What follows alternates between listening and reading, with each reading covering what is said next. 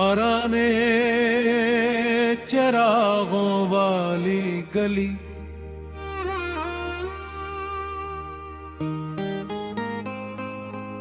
शहर के पुराने हुस्से में एक तंग सी गली थी जिसके दोनों तरफ ऊंची ऊंची दीवारें थी।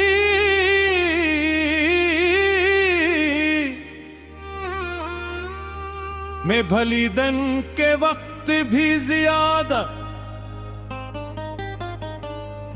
रोशन नहीं होती थी, मगर शाम के वक्त उसकी अपनी ही एक खास कैफियत हो जाती थी। दीवारों पर लगे पुराने चिरागे एक एक करके जलने लगते और पूरी गली जर्द सी मध्यम रोशनी में नहा जाती। मैं एक शाम सी गली में दाखिल हुआ, हवा में हल्की सी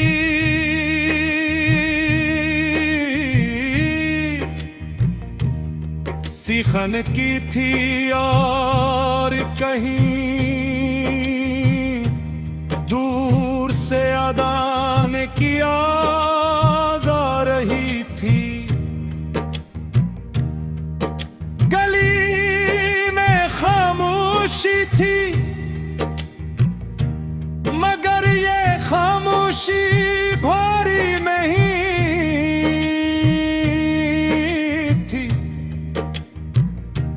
इसमें एक सुकून था, जैसे वक्त ने खुद भी कुछ देर के लिए चला।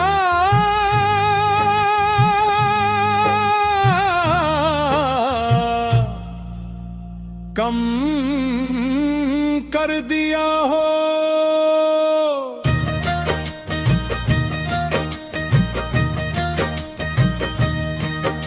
मैं हंसता हंसता चलता रहा,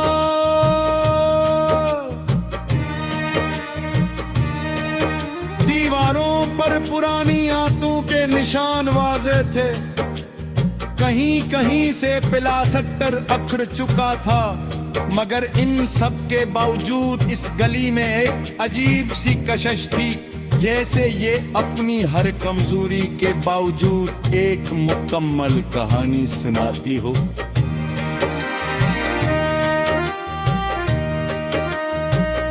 मैंने एक चिराग के नीचे खड़े होकर उसे गौर से देखा। उसकी रोशनी कमजोर जरूर थी,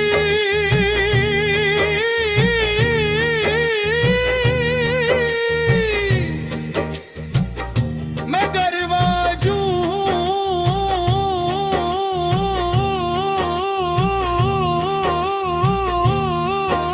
थी।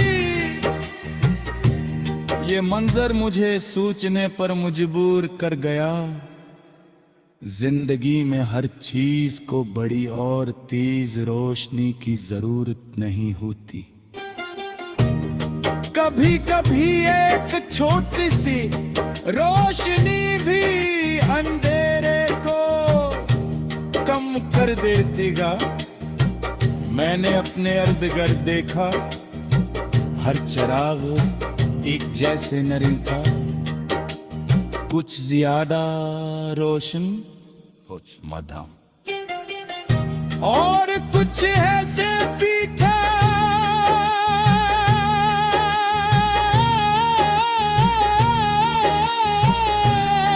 जो है रात छेपे से थोड़ा कांपते थे, मगर फिर भी बचते नहीं थे। ये मंजर इंसानों जैसा थे। कुछ लोग मजबूत होते हैं, कुछ कमजोर महसूस होते हैं, मगर हर एक अपनी जगह रोशनी का सबब होता है। गली के अंदर मजीद आगे बढ़ा। एक छोटे से मोड़ पर एक गोरा शख्स बैठा था। उसके सामने चाय का एक छोटा सा काउंटर था। वो खामोशी से ग्राहकों का इंतजार कर रहा था, मगर उसके चेहरे पर इत्मीनान था। मैं इसके पास बैठ गया और एक कप चाय का कहा। चाय आस्ते आस्ते तैयार हुई और इसकी खुशबू ने पूरी फजा को भर दिया। मैंने इससे पूछे कि यार इतनी खामोश जगह पर क्यों बैठते हैं? वो मुस्कुराया और बोला कि उनके यहाँ लोग जल्दी में नहीं होते। यहाँ हर कोई थोड़ी देर रब कर सांस लेता है। उसकी बात सुनकर मैं खामोश हो गया। वाकई हम अपनी जिंदगी में इतनी जल्दी में होते हैं कि हमें रखने का मौका ही नहीं मिलता।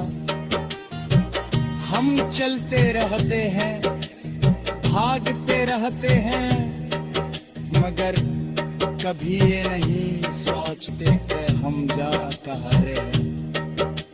चाय का पहला घूंट लिया तो जिस्म में एक अजीब सा सुकून फील गया। गली के चिराग अब पूरी तरह रोशन हो चुके थे। उनकी रोशनी